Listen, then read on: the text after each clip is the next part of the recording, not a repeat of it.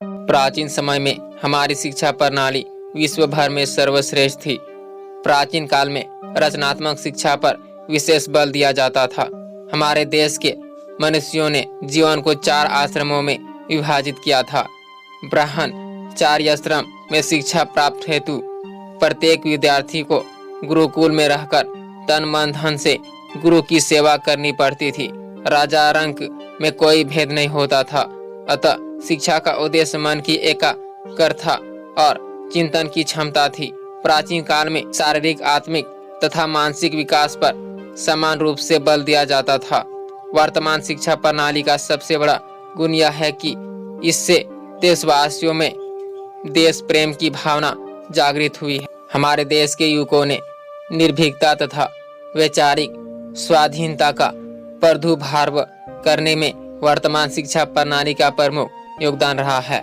इस प्रणाली ने ही रविंद्रनाथ, लाला लाजपत राय, मदन मोहन मालवीय, बाल गंगाधर तिलक, मोतीलाल नेहरू, महात्मा गांधी, सुभाष चंद्र बोस तथा जवाहरलाल नेहरू जैसे महान देशभक्त उत्पन्न किए हैं। वर्तमान शिक्षा पद्धति में गुणों की अपेक्षा दोष अधिक हैं। इस शिक्षा प्रणाली का प्रधान उद्देश्य अंग्रेजी शासन को चलाने के लिए लिपिक पैदा करना तथा ईसाई धर्म का विस्तार करना है। वर्तमान शिक्षा प्रणाली में भारत आदर्शों के लिए लेस मात्र भी स्थान नहीं है। वर्तमान शिक्षा पद्धति में बौद्धिक विकास की ओर ही ध्यान दिया जाता है। शारीरिक तथा चारित्रिक विकास की ओर लेस मात्र भी ध्यान नहीं दिया जाता है। रात दिन पुस्तकें रटकर परीक्षा में पास हो जाने को आज का विद्यार्थी अपनी अद्भुत सफलता समझता है। आज की शिक्षा विद्यार्थी को स्वावलंबी न बनाकर आश्रित बनाती है। इसका प्रधान कारण यह है कि वर्तमान शिक्षा पद्धति में उद्योग धंधों, दस्तकारी तथा व्यावसायिक शिक्षा का पूर्णतः अभाव है। मूलतः आज का विद्यार्थी बाबूगिरी ही करना चाहता है। इसके फलस्वरूप देश में बेकारी की समस्या ने भयंकर रूप धारण कर लिया है।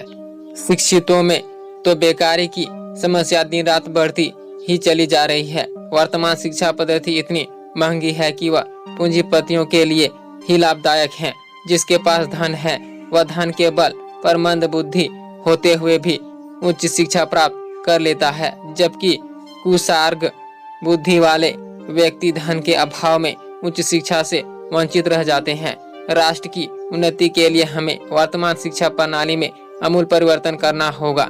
देश को इस समय बाबुओं तथा लिपियों की आवश्यकता नहीं है, बल्कि इस समय ऐसे औद्योगिक एवं प्राविधिक शिक्षा पर बल देना होगा जिससे छात्र भविष्य में स्वावलंबी तथा परिश्रमी बन सके। सो गाइस, आज की वीडियो में इतना ही। अगर ये वीडियो इन्फॉर्मेशन लगा तो लाइक शेयर सब्सक्राइब कीजिए। तब तक के लिए जय हिंद, वंदे मातरम।